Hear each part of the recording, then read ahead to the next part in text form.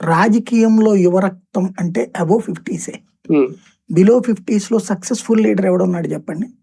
తేజస్వి సూర్యాలు ఇవి చెప్తారు. వీళ్ళు ప్రచారం బాగా జరిగింది తప్పించి అద్భుతం ఏం సాధించాడు తనకి సంబంధించిన దాంట్లో?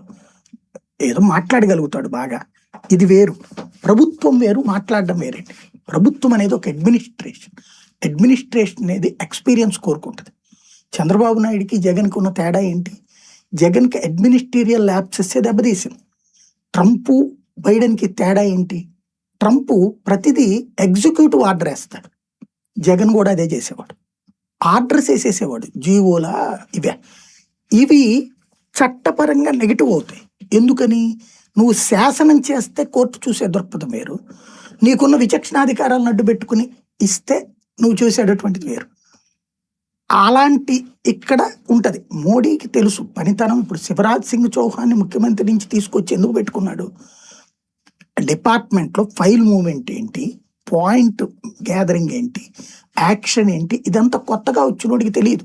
ఫర్ ఎగ్జాంపుల్ మన రామ్మోహన్ నాయుడు మనకు గొప్పోడే, కానీ విమానాశ్రయాల్లో ఏం అద్భుతాలు జరిగినాయి? ఇప్పుడు అహ్మదాబాద్ యాక్సిడెంట్ ఏడాదైనా దిక్కు మొక్కు లేదు. ఎయిర్పోర్టుల్లో భద్రతకు సంబంధించి కొత్తగా మనం ఏం చేసాం?